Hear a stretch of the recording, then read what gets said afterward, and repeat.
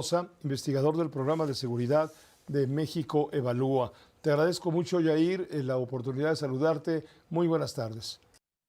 Hola Pepe, ¿qué tal? Muy buenas tardes. Buenas tardes a ti y a todo tu auditorio. Gracias, Yair. Hiciste un trabajo estupendo y por eso queremos subrayarlo y hacerlo público en la medida de nuestras posibilidades en cuanto a difusión. ¿De qué tamaño, te pregunto, de qué tamaño es la violencia a estas alturas de 2025?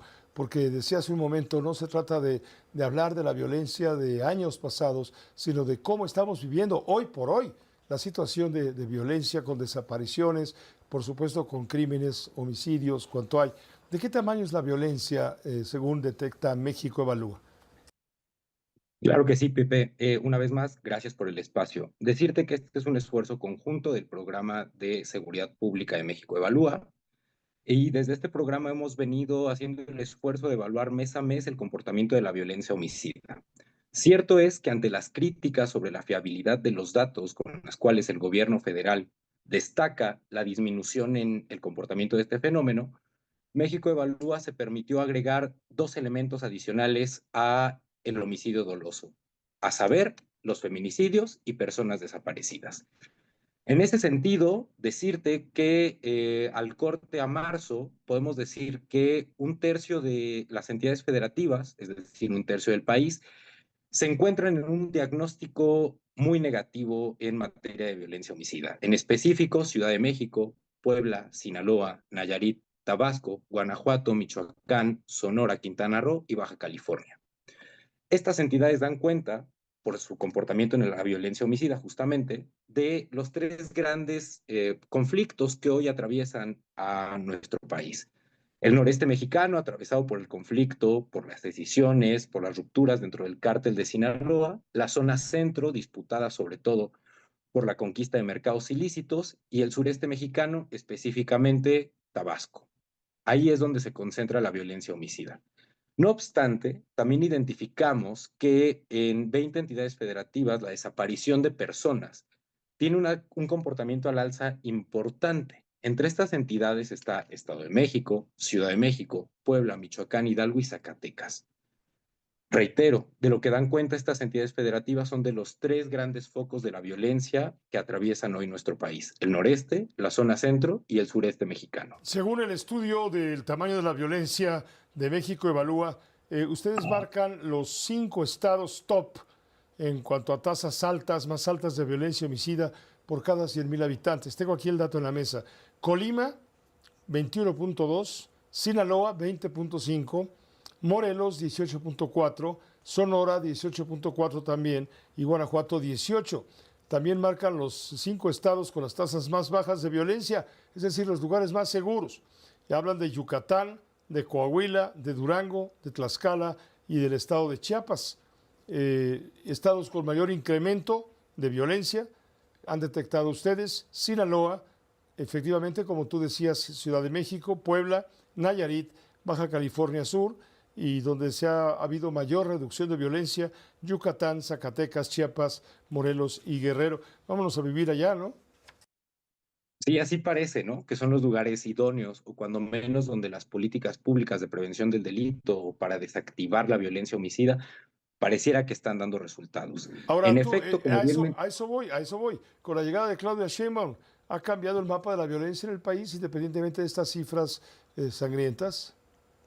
la administración de la doctora Claudia Sheinbaum está atravesada por el conflicto en Sinaloa, ¿no? En efecto, es un conflicto heredado, es un conflicto que surge en la administración pasada, la del presidente López Obrador, que le toca administrar a la presidenta Claudia Sheinbaum y que en realidad solamente hemos identificado una mayor agudización, enraizamiento de la violencia homicida y un fenómeno de contagio de las entidades federativas alrededor de Sinaloa, lo cual no es una locura si consideramos que, pues, justamente la organización en pugna, la organización en un proceso de conflicto interno, pues claramente tenía brazos armados y operaciones en las entidades aledañas, razón por la cual la violencia que se concentraba en Sinaloa ha empezado a contagiar a entidades periféricas.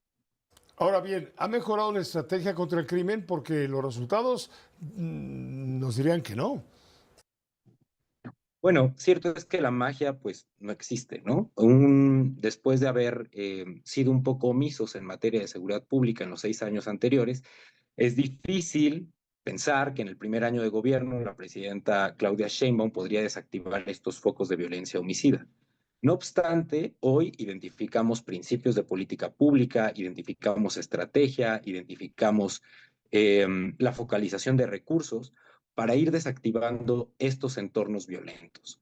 ¿Hay un cambio? Sí, sin duda. ¿Va a ser fácil desactivar la violencia homicida? En definitiva, no. Pero bueno, al menos se han comenzado a dar los primeros pasos en la materia. ¿Tú ya estás consciente de que esta consigna política de abrazos, no balazos, ya no prevalece? ¿Lo percibes?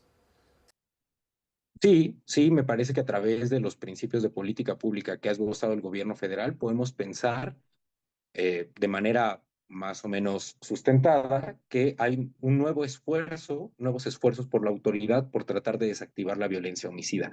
El problema es que la violencia homicida está envuelta en otra serie de temas que son de difícil administración, como el decomiso de drogas.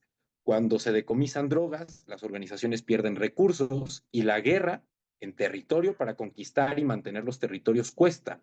Esto lleva a las organizaciones criminales a intensificar la forma como explotan otros mercados ilícitos, como la extorsión, por ejemplo. Y la extorsión genera otro tipo de tensiones a nivel de territorio. Bueno, pues es un panorama bastante claro lo que está observando México Evalúa en este esfuerzo por darnos a entender la dimensión, es decir, el tamaño pues de la violencia en 2025. ¿Quisieras concluir? Sí, por supuesto.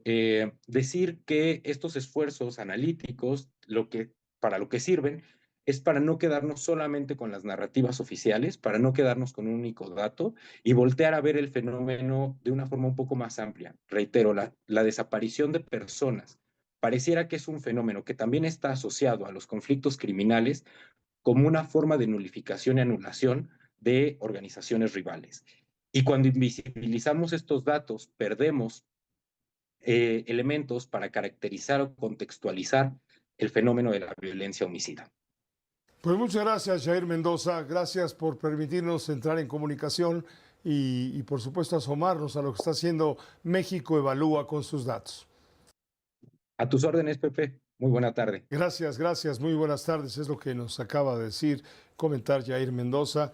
Pues ya escucha usted el tamaño de la violencia que prevalece en México, los esfuerzos que se hacen por contenerla. Sin embargo, todavía falta muchísimo.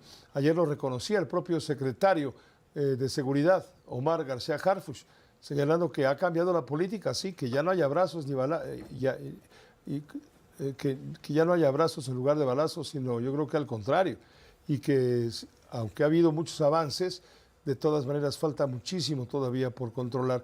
Lo que alarma es la cantidad de estados de la República Mexicana donde prevalece el crimen organizado en su operación cotidiana. Estamos hablando de 1/3 de la República Mexicana, estamos hablando de por lo menos 10 estados del país que están siendo contenidos y dominados por el crimen organizado.